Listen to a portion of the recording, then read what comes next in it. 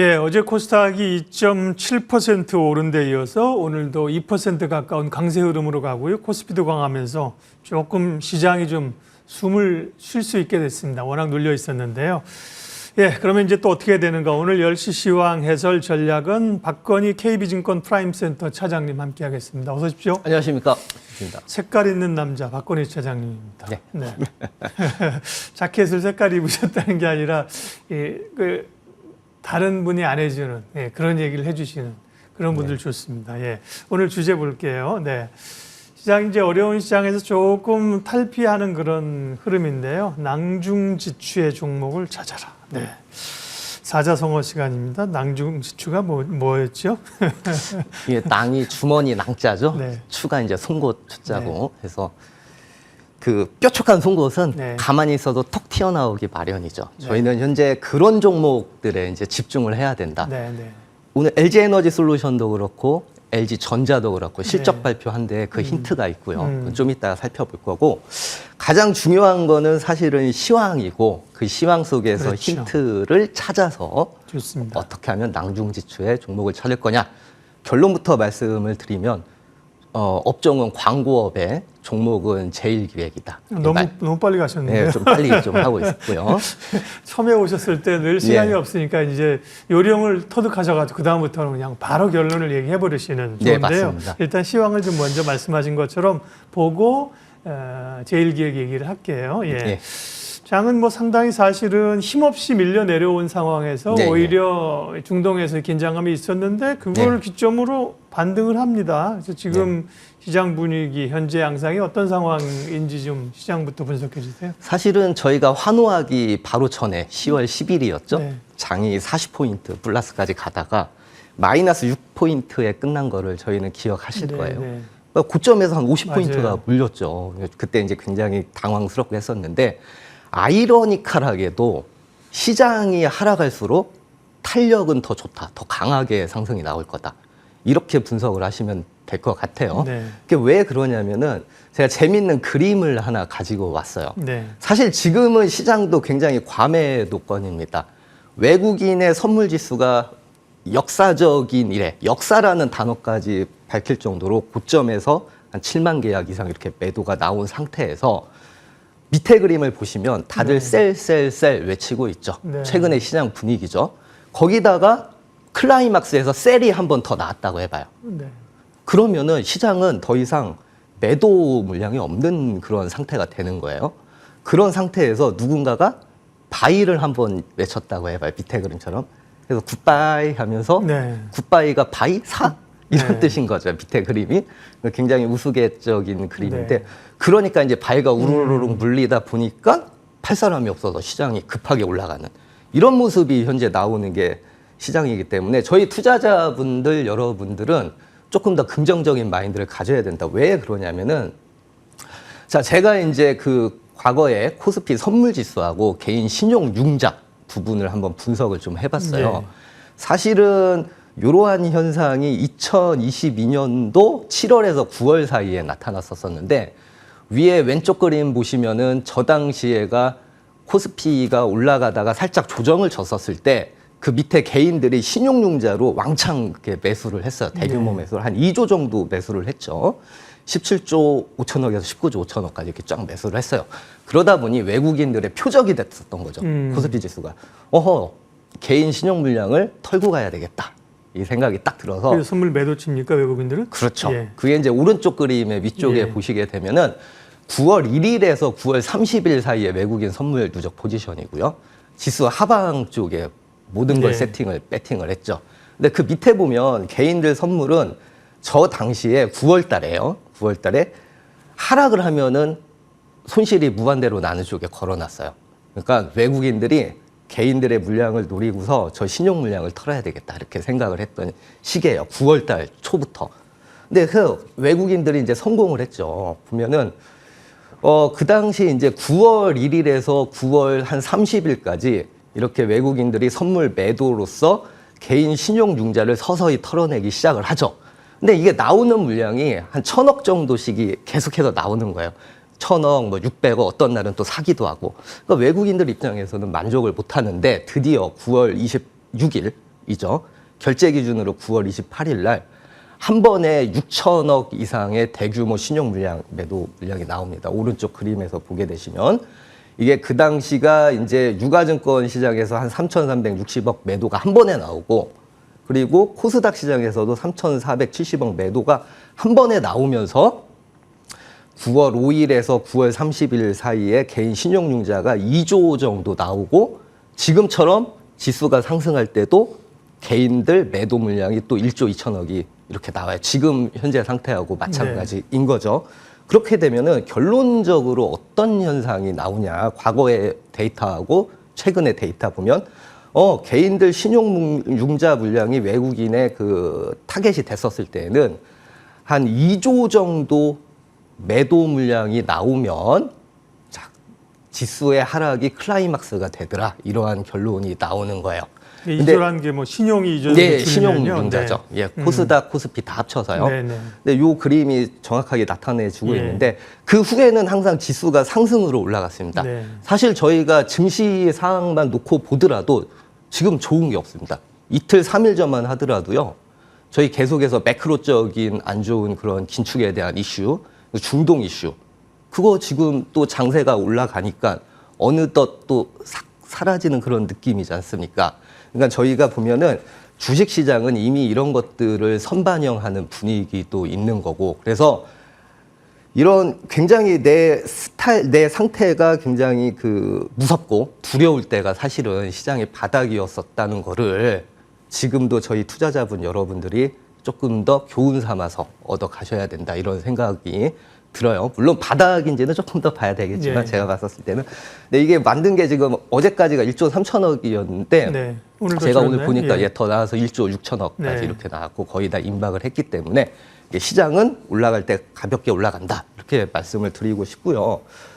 자, 그렇다면은 제가 이제 조금 더 매크로적으로 달러 지수하고 나스닥하고 미국 10년물 국채 금리를 가지고 왔었었는데, 결론은 어떻게 되냐면은 저 가운데 쪽에 고물가가 지속적으로 될 거라는 거는 좀 예상이 되고 있어요. 근데 주가가 어느 정도 반영을 했느냐, 그거를 보기 위해서는 위쪽에 이제 달러 지수를 보시면은 돼요. 사실은 10년물 국채 금리가 최근에 좀 하락은 하긴 했지만 4.4%대 진입을 하고 나서 위에 있는 달러 지수는 이미 어느 정도는 반영을 해서 탁꼭대기를 찍고 내려오는 쪽이었어요. 그러다 보니까 시장은 다 이미 받아들이고 있는 거죠. 처음에 맞을 때만 좀 아픈 거지 계속해서 똑같은 얘기로 때리면은 잽밖에 안 되는 그런 느낌인 거죠. 그러다 보니까 미국 10년물 국채 금리가 사실은 4.7까지 올라갔는데도 달러 지수는 하락해서 일정 부분 제한적인 반등하는 모습밖에 안 나오고 있어요. 위에 그림에서 맨 위에 것이 그 오른쪽에 그 녹색 그림이죠. 더 이상 안 올라가고 저 상태에서 반락을 하다 보니 나스닥 올라가고 코스피 지수 올라가고 이런 모습이 나오는 겁니다.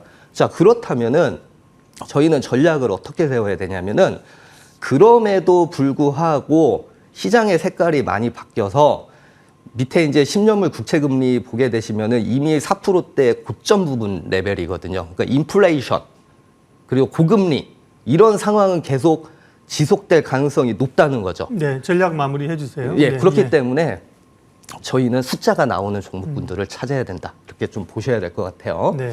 자, 개인의 신용이 이제 많아지면 이제 어려움이 있고 털린다, 소위 좀 표현이 그렇지만 개인들이 손실을 보는데 왜 그러냐면 개인이어서가 아니라 사실은 신용이란 것 자체가 시간이 쫓기잖아요, 그죠? 밀리게 되면 버틸 여유가 없으니까 강제적으로 줄어들고 그걸 이제 외국인들이 이용했던 선례들. 그러면 지금 이제 어쨌든 이 상승 바닥을 다지고 올라온다고 하셨고요. 네. 그러면 이제 오늘은 그런 가운데 같이 가는 종목이 여러 개 함께 가는 국면은 아니다. 그 가운데 선별해서 소위 낭중지추의 종목을 고르자고 하셨는데 선별 기준은 어떤 겁니까 지금? 일단 LG전자 3분기 호실적 배경에 힌트가 좀 나와 있습니다. LG에너지솔루션도 마찬가지인데 LG전자가 매출액이 지금 보면 20조 7천억 정도 나왔는데 QNQ로 3.6%가 올랐어요. YOY도 업황이 안 좋은데도 불구하고 버티고 있고 이게 굉장히 중요한 이야기입니다. 매출액이 버티고 있다는 거. 그리고 그렇게 하다 보다가 업황이 이제 전장 쪽하고 가전 쪽에서 올라오면서 영업이익이 급등하는 모습이 나오죠. 이게 이제 숫자로 보이는 건데 그래서 저희는 어떤 전략을 세우셔야 되냐면은 매출액은 시장이 업황이 안 좋은데도 불구하고 꾸준히 유지가 되면서 업황이 회복되는 종목들. 그러면 매출액이 바탕이 돼서 이익이 크게 늘어날 수 있겠죠. 요게 LG전자가 호실적 배경을 했던 거고 네. 그런 어려운 업황에서 버텼었던 거는 뭐냐 비용적인 측면에서 많이 절감을 했었었죠. 그렇게 버티다가 업황이 좋아지니까 올라왔다. 이런 모습이 나오는 거고요. 그런 모습을 놓고 보면은 역시 저는 이제 약간은 광고업 쪽으로 약간 시야를 좀 넓혀봤는데 네.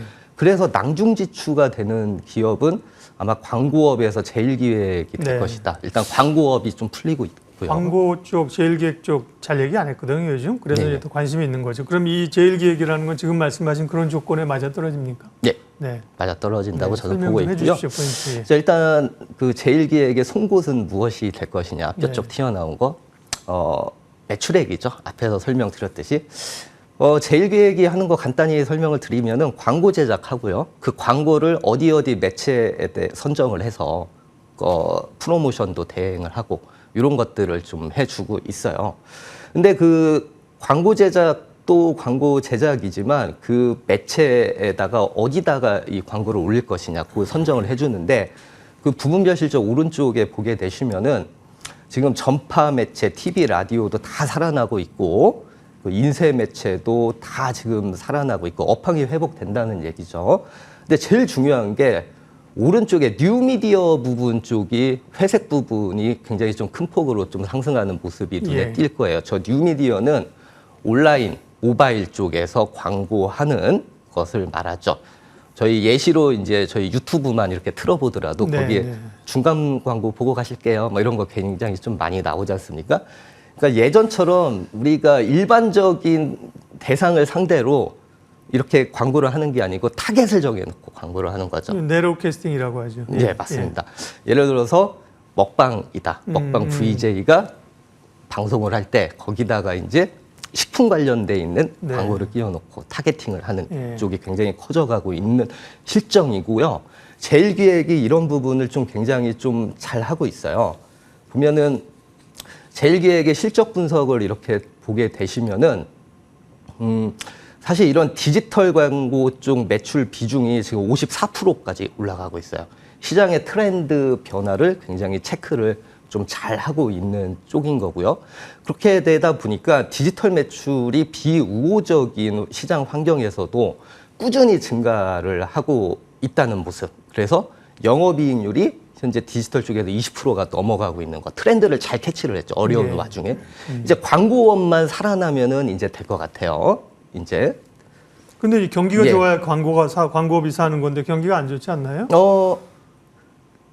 저희가 생각했던 거 이상으로 뒤집어서 일부러 막 질문하는 거예요. 네. 광고업이 사실 저희가 예상했던 것보다 굉장히 큰 폭으로 살아나고 있는데 그래요? 예. 저희 국내 광고 경기 전망 지수 KAI라고 있는데 사실은 2023년도 8, 9, 10만 이렇게 딱 놓고 봤었을 때 8, 9에 광고업 지수가 100 이하인 거 안 좋게 봤어요. 99.8로 봤는데 사실은 9월 달 들어가지고서 그 광고 경기가 좋아질 거다 해서 전망치를 104로 이렇게 올려놨어요. 생각보다 많이 좋아질 거다 이렇게 했는데 실질적으로 나온 거를 보니까 그거를 뛰어넘어서 실제 전망은 108까지 현재 올라와 있는 상태이기 때문에 그 왼쪽에 그 전망 지수를 보게 되시면은 전망 전월비 차이가 있어요. 그 회색 그래프로 되어 있는 게 그게 지금 위쪽으로 이렇게 다 올라와 있는 모습 보이죠. 이게 전망치보다 동향이 현재 훨씬 좋다는 거를 나타내고 있고 생각했던 것만큼 이상으로 지상파 TV라든지 케이블 TV, 신문, 온라인, 모바일이 다 좋아지고 있는 모습이 현재 나타나고 있습니다. 그중에서 온라인 모바일 쪽의 강점 그리고 비중이 54%나 되는 제일기획에 저희는 조금 더 관심을 좀 가져볼 필요가 있다. 저는 이렇게 좀 말씀을 드리고 싶어요. 네, 매출은 꾸준히 말씀하신 매출 기준은 이제 꾸준히 늘고 있고요. 3분기도 매출이 이제 1조 원 단위로 늘어날 걸로 보입니다. 그 다음에 이제 매출과 함께 그러면 이제 이익단에서도 이제 그게 이제 결국 이제 비용 절감과 함께 이익으로 반영된다고 말씀하셨잖아요. 그런 맞습니다. 징후도 보입니까? 예, 맞습니다. 2023년도 사실은 연 기준으로 하면은 영업이익률이 최근 몇 년 동안에 가장 낮을 거예요. 한 7%대 정도 낮을 건데 이 매출액이 계속 유지가 되다 보니까 2024년도에 이러한 뉴미디어 쪽에 매출에 힘입어서 영업이익률이 한 7.4%대까지 좀 올라가고 이게 이제 한 2025년도에는 한 8%대까지 좀 예상이 좀 되고 있어요. 이게 이제 뭐 큰 폭으로 올라가는 모습은 나오겠지만 이제 배당도 좀 많이 주고 배당도 많이 주네요. 배당 수익률이 뭐 지금 기준으로 한 5% 나오니까 그죠? 예, 맞습니다. 안정적이면서 실적 보전도 같이 이렇게 맞물려 있는 숫자가 보이는 종목이다. 이렇게 좀 한마디로 좀 표현을 해드리고 싶습니다. 이게 뭐 단기적으로 이제 트레이딩으로 뭐 오늘 사서 3일 뭐 10%에 팔아 이건 아니기 때문에 굳이 목표가는 제시 안 하더라도 최근에 주가 흐름 최근 약세장인데 주가가 좀 올라왔네요, 그죠? 뭐 슬금슬금 올라와서 한 2만 원대까지 와 있네요. 네, 맞습니다. 가격 좀 뭐 밸류를 좀 측정해 주시면 제일기획의 그 밸류에이션을 놓고 보면은 사실은 그 매출액이 PSR이라고 있어요. PSR 같은 경우가 사실 LG전자하고 제가 비교를 좀 해주면 LG전자 0.2예요. 매출액 대비 현재 주가가 그만큼 저평가돼 있다는 거예요. 이를 기준으로 해서. 근데 제일기획이 0.6이거든요. 그러면은 1 정도까지를 저희가 이제 저평가 해소 구간의 목표로 보게 되면은 0.6에서 1 정도 올라가는 정도, 한 50% 정도의 약간은 중장기 목표가의 상승 여력이 있지 않을까. 현재가에서 이런 느낌이 좀 들고 있습니다. 많이 사실은 뭐 네이버나 뭐 이런 쪽은 이제 뭐 AI 모멘텀 해서 우리가 이제 포털도 봤는데요. 광고 쪽 기획사 쪽 많이 안 봤는데 항상 뭐 이 논리를 가지고 접근 전략을 가지고 말씀하시니까요. 오늘 광고업 제일기획 말씀하셨습니다. KB증권 프라임센터 박건희 차장님 오늘 함께했습니다. 고맙습니다. 감사합니다.